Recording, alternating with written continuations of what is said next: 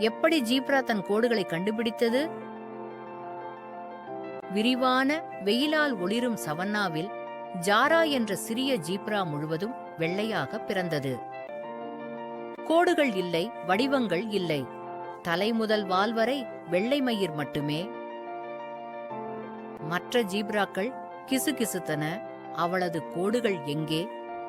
ஜாரா வித்தியாசமாக உணர்ந்தாள். யாரும் கவனிக்காமல் இருக்க நிசப்தமாக இருக்க முயன்றாள். அவள் பெரும்பாலும் தனியாக விளையாடினாள். அவளது கோடுகளை பெறும் நாளை கனவு கண்டாள். அவை சரியான நேரத்தில் வருமென்று அவள் நம்பினாள்.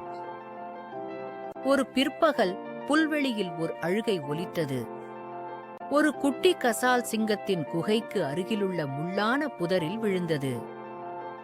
மந்தை பயத்தில் சிதறி உயரமான புல்வெளியில் மறைந்தது. ஆனால் சிறிய வெள்ளை ஜாரா அசையாமல் நின்றாள். அவள் வெறுமனே பார்க்க முடியவில்லை. அவளது அம்மா ஒருமுறை சொன்னதை நினைத்தாள்.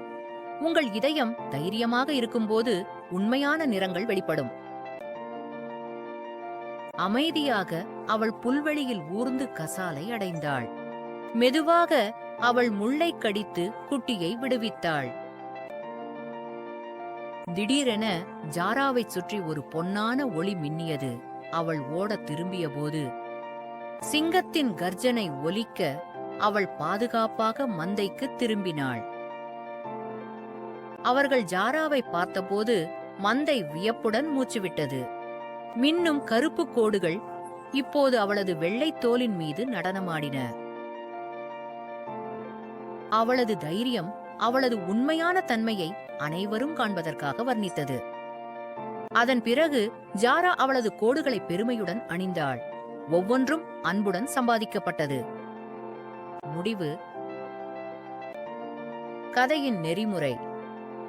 சில நேரங்களில் நம் உண்மையான நிறங்கள் தைரியத்துடன் மற்றும் கருணையுடன் நடக்கும்போது தோன்றுகின்றன.